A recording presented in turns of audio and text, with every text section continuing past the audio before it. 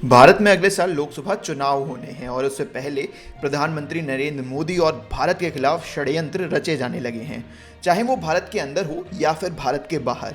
एक ताज़ा अपडेट की अगर माने तो बीबीसी ने हाल ही में प्रधानमंत्री नरेंद्र मोदी जी पर निशाना साधते हुए गुजरात राइट्स पर एक डॉक्यूमेंट्री टीवी पर प्रसारित भी की, जिसके बाद से जगह जगह से अलग अलग प्रतिक्रियाएं आनी शुरू हो गई हैं। इसी मामले पर ब्रिटेन के प्रधानमंत्री ऋषि सुनक के आए बयान से दुनिया हिल गई है। डॉक्यूमेंट्री के माध्यम से उठाए गए सवाल पर जवाब देते हुए ऋषि सुनक ने बीबीसी के साथ साथ पाकिस्तान की भी बोलती बंद कर दी है। आपको सारी जानकारी देंगे, लेकिन उससे पहले एक नज़र डाल लेते हैं कि आखिर भारत और प्रधानमंत्री नरेंद्र मोदी जी के खिलाफ क्या षड्यंत्र चल रहा है।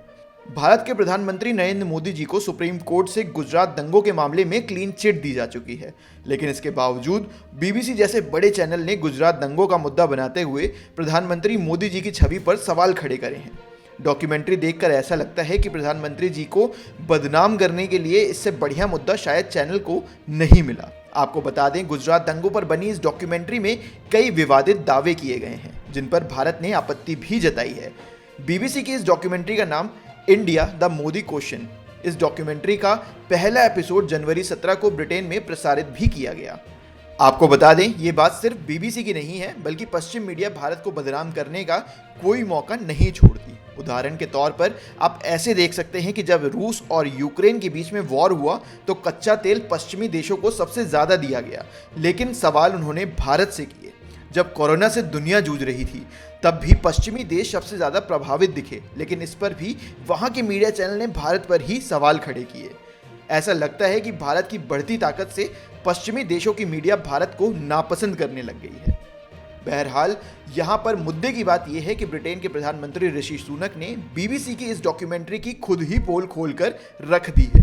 दरअसल पाकिस्तान मूल के एक मंत्री ने ब्रिटेन की पार्लियामेंट में ऋषि सुनक से डॉक्यूमेंट्री में किए गए दावों पर टिप्पणी करने को कहा, जिसके जवाब में ऋषि सुनक ने इमरान हुसैन की बोलती बंद कर दी और कहा कि डॉक्यूमेंट्री में दिखाए गए प्रधानमंत्री मोदी के चरित्र से वो किसी प्रकार से सहमत नहीं है।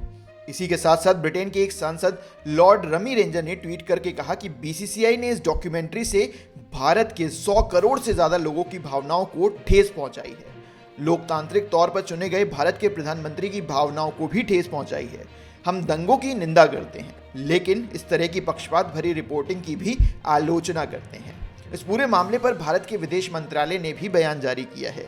विदेश मंत्रालय के प्रवक्ता अरिंदम बागची ने कहा कि ये डॉक्यूमेंट्री भारत के दुष्प्रचार के लिए बनाई गई है और वे नहीं जानते कि भारत के खिलाफ किस तरीके का एजेंडा बाहर चल रहा है।